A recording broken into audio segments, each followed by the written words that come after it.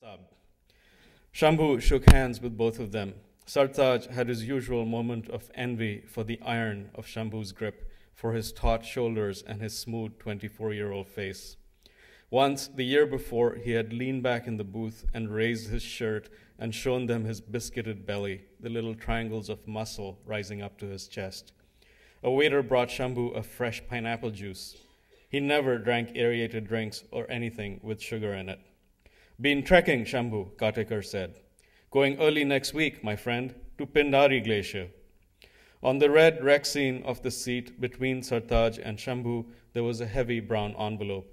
Sartaj slid it into his lap and raised the flap. Inside, there were the usual 10 stacks of 100-rupee notes, stapled and rubber-banded by the bank into little 10,000-rupee bricks. Pindari, Katekar said. Shambhu was amazed. Boss, do you ever leave Bombay? Pindari is in the Himalayas, above Nainital. Ah, Katekar said. Gone for how long? 10 days. Don't worry. I'll be back by next time. Sartaj pulled the Air India bag from between his feet, unzipped it, and slid the envelope in. The station and the Delight dance bar had a monthly arrangement. Shambhu and he were merely representatives of the two organizations dispensing and collecting. The money was not personal, and they had been seeing each other for a year and some months now, ever since Shambhu had taken over as manager of Delight, and they had grown to like each other. He was a good fellow, Shambhu, efficient, low profile, and very fit. He was trying to persuade Katekar to climb mountains. It'll clear out your head, Shambhu said. Why do you think the great yogis always did tapasya way up there? It's the air. It improves meditation, brings peace. It's good for you. Katekar raised his empty Pepsi glass. My tapasya is here, brother. Here only I find enlightenment every night. Shambhu laughed and clinked glasses with Katekar. Don't burn us with your fierce austerities, O master. I'll have to send apsaras to distract you. They giggled together, and Sartaj had to smile at the thought of Katekar seated cross-legged on a deerskin, glowing with pent-up energy. He tugged at the zipper on the bag and nudged Shambhu with his elbow. Listen, Shambhu Rishi, Sartaj said, we have to do a raid. What, again? We just had one not 5 weeks ago. About 7, I think. Almost 2 months. But Shambhu, the government's changed. Things have changed. Things had indeed changed. The Rakshaks were the new government in the state. What had once been a muscular right-wing organization, proud of its disciplined and looming cadres, was now trying to become a party of statesmen. As state ministers and cabinet secretaries, they had toned down their ranting nationalism, but they would not give up their battle against cultural degeneration and Western corruption. They promised to reform the city, Sartaj said. Yes, Shambhu said. That bastard Bipin Bhosle, all those speeches about cleaning up corruption since he became minister. And what's all that noise about protecting Indian culture he's been throwing around lately?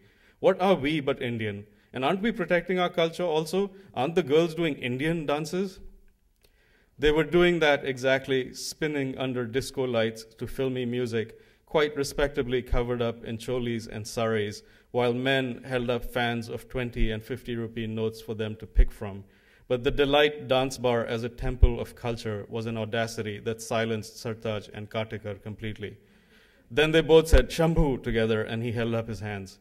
Okay, when? Next week, Sartaj said. Do it before I leave, Monday. Fine, midnight then. Under the new edict, the bars were supposed to close at 11:30. Oh, come, Saab.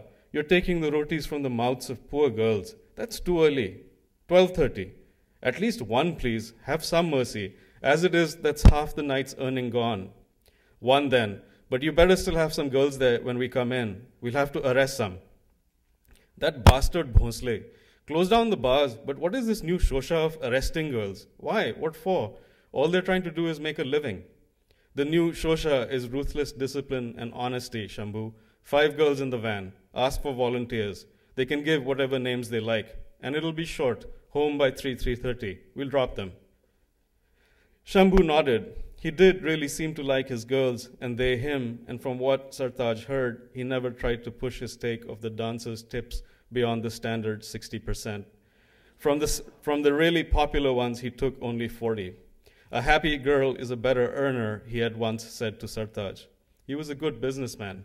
Sartaj had great hopes for him. Okay, boss, Shambhu said. We'll be organized. No problem. Outside, he walked in front of the gypsy as they backed out into the thickening traffic, grinning and grinning. What? Sartaj said. Saab, you know, if I can tell the girls you are coming on the raid, you, your very own self, I bet I'll get 10 volunteers. Listen, Chutia, Sartaj said. 12 even if you escorted them in the van, Shambhu said. That Manika asks about you all the time. So brave he is, she says. So handsome. Katekar was very serious. I know her, he said. Nice home-loving girl. Fair complexioned, Shambhu said. Good at cooking, embroidery. Bastards, Sartaj said. Henchods. Come on, Katekar, drive. We're late. Katekar drove, making no attempt to hide a smile as big as Shambhu's. A swarm of sparrows dipped crazily out of the sky, grazing the bonnet of the gypsy. It was almost evening. Thank you.